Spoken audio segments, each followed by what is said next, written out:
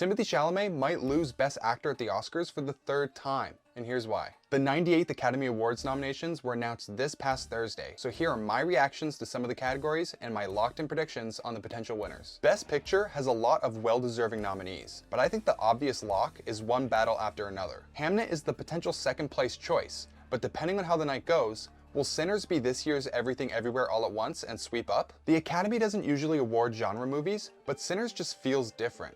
So I'm predicting One Battle to win, but my wild card is Sinners. Best Picture winners 95% of the time also get an editing nomination, so this does weaken Hamnet's chances at Best Picture. But when it comes to Best Editing, I think One Battle After Another will win this as well. For the past 3 years, the winner of editing has gone on to also win Best Picture, so we'll have a good idea on who most likely is the winner of Best Picture by this point in the show. Moving on to Best Original Screenplay.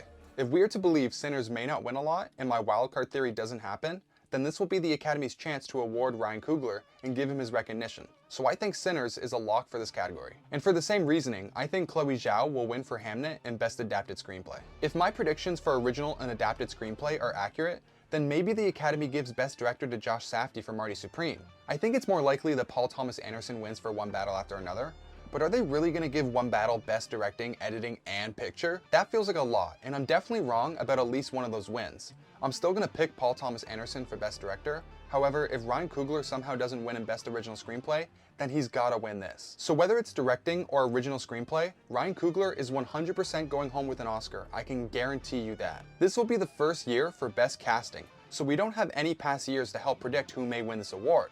But I've been saying for a while that I think this is a lock for Marty Supreme. The movie is chock full of 15 plus smaller or unknown actors like Luke Manley, as well as bigger names like Kevin O'Leary and Tyler the Creator, who aren't actors and they all somehow give great performances. I think the art of finding those people or making those interesting choices is what this new category is all about. And they also may not get many chances to award Marty Supreme in other categories, so I think it's the clear choice. Lastly, I had Leo winning Best Actor for months.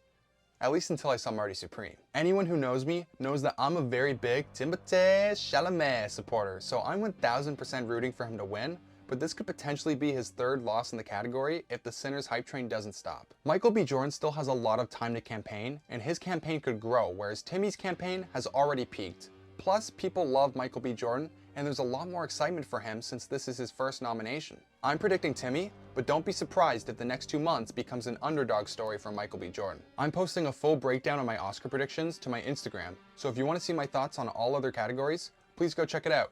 And no matter who wins or loses, I'm sure it'll be a really fun night. Thanks for watching. Until I saw Marty Supreme. Marty Supreme, Marty Supreme.